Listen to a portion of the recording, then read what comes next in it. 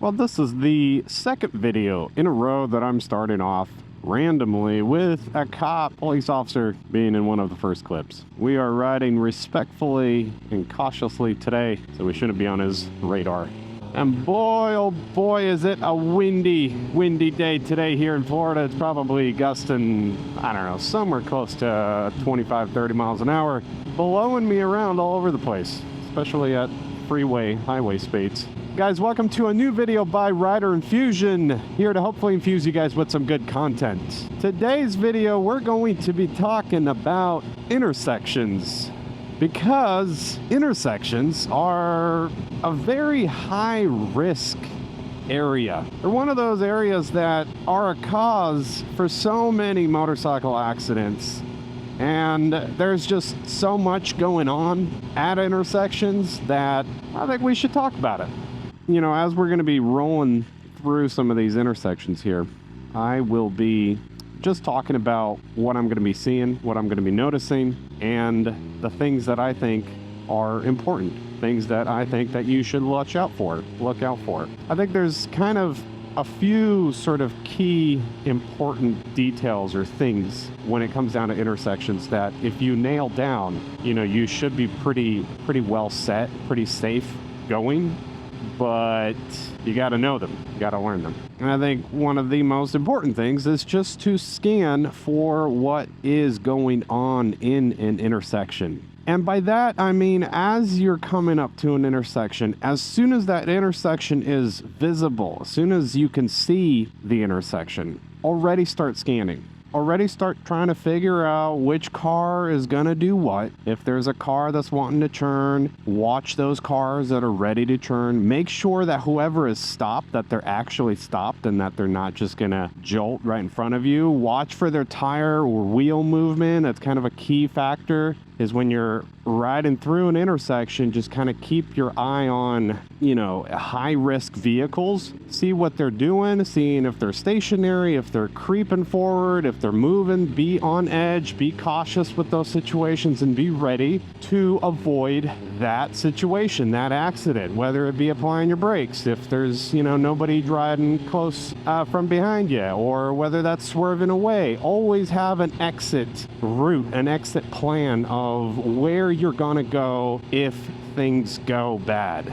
That car is all over the place, man. You gotta watch for them. All right, intersection coming up. I am hugging the right side of my lane so that white car right there that is wanting to go into my lane, so that car can see me. Once I get closer to that vehicle, I would generally move further away from that car in case he does end up going into my lane, or actually making the turn while I'm still in his, you know, in his path.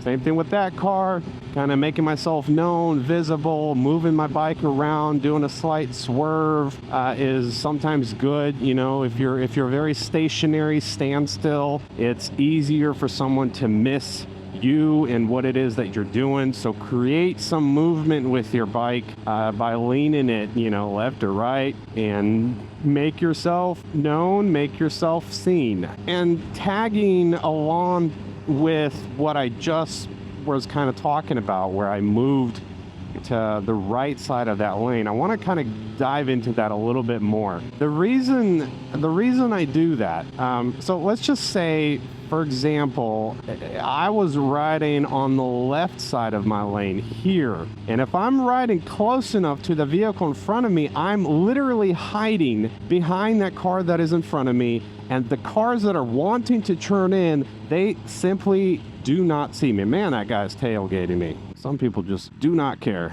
how close they ride or drive to you. Anyways, so the point is, if there are people that are wanting to turn into your lane of traffic, if you're on the left side of your lane, you are hiding behind that vehicle that is in front of you, and those people that are wanting to turn in, they have a harder time of actually seeing you in that position. So move yourself to whichever position is more visible, more seen for that car that is wanting to turn in.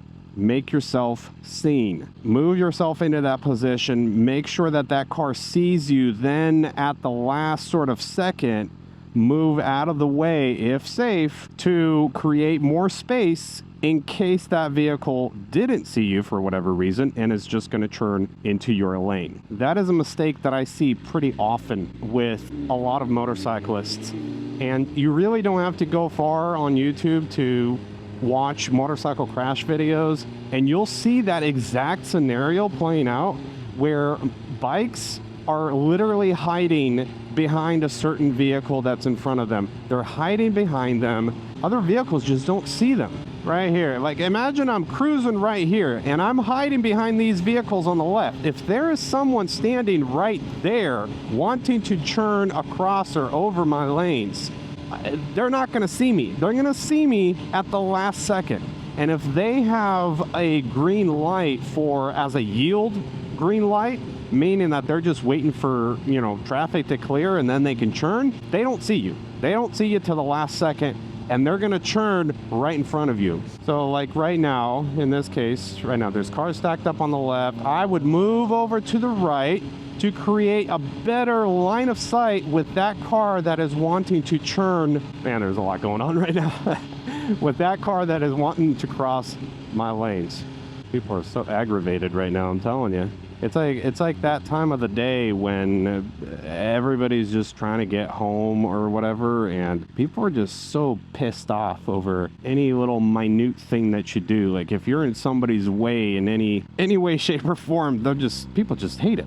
People don't like it. My exit route, as I'm stopping right now, is right here to the left. If that truck behind me was just barreling full speed and wasn't stopping, boom, I'd just go right there. Always have an exit plan for wherever you're at on the motorcycle. When you're riding the streets, always have a route sort of in your mind planned for where you would go if things didn't go as you are planning for them to go. Like if someone's, about to swerve at you, if someone's coming up from behind you too quick, always just try to have an exit plan and always try to position yourself in a place where you have somewhere to go. Like don't position yourself up near a curb and then there's a vehicle in front of you that's close to that curb that you can't pass.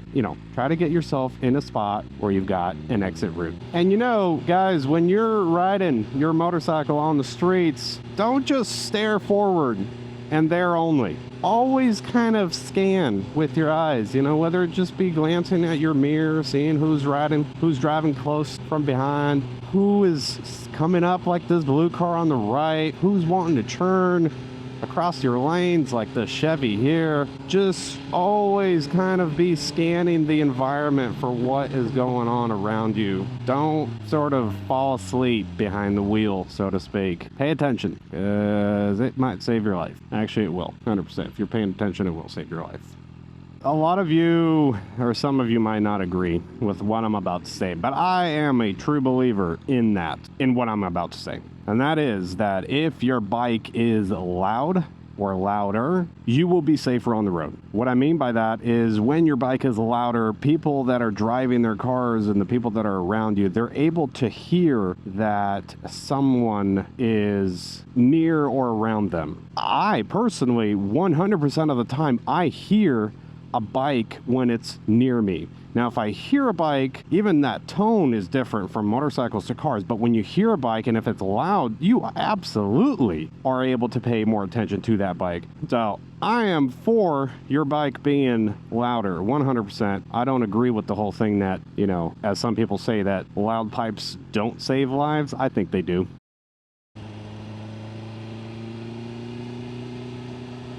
See how I moved away further from those cars standing there? You know why? I'll tell you why. The reason is to create more distance between me and those cars that are standing to the left of me, in case one of them all of a sudden just decides that they want to also churn into the lane that I'm in. I don't get motorcyclists and bikers that just cruise like up close to those vehicles there. I mean, if someone does decide to change lanes, well, will you have enough time to get out? I don't know. Hard to say. Even though I don't need to turn left here, I'm still gonna turn left here just to show you guys a scenario or a situation. So I'm coming up. Here, in this type of situation, I would stop on the right side of my lane. The reason for that is any and all the vehicles that are turning in from the right to the left, a lot of those people will be cutting the corner and they'll be cutting into my lane. And if you're a bike, well, it's gonna be harder to see you and they might hit you. Move over just in case, you know, somebody's going to be coming up and they're going to want to try to cut the corner, and so that you will not be in their way. You know, if you've got cars like lined up like this, then it doesn't really matter, because whoever's standing up front, that's the person that's going to get sort of the beating if someone does cut a corner and they end up hitting that first car. So in this case, you know, if you've got a line, then you don't have to stop that way. But if you're the first person standing in line, then yeah, you know, scoot over just a bit, that whoever is turning in, so that they won't hit you. Either that, or don't come up super close to the white line. You know, come up in an area that leaves a couple feet of distance. All right, another topic, another thing that I would actually, just kind of a perfect scenario. Well, almost perfect. So I don't have an arrow, meaning I don't have the right of way to make a turn. I have to yield and wait for these cars to pass. What I do when I'm on a bike, first of all, is I never roll out to like the middle of the intersection, you know, as you sometimes normally would on a car. I would stay right here on this line and I would wait for my turn. And then as soon as I see an opening of where I think I will turn, that is where I can start creeping forward, do a quick glance, make sure no one's coming, and then do the turn. I just see some motorcyclists sometimes pull out like in the middle of the intersection waiting to turn. I don't understand why they do it.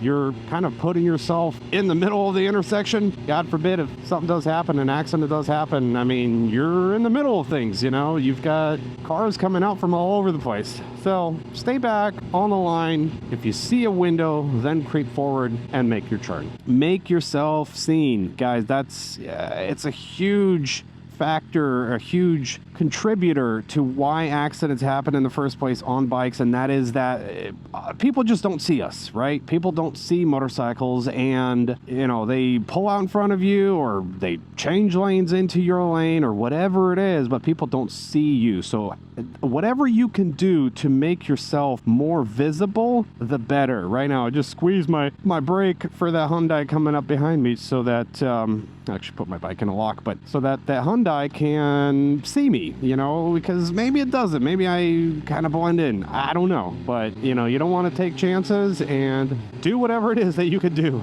to make yourself visible, to make yourself seen.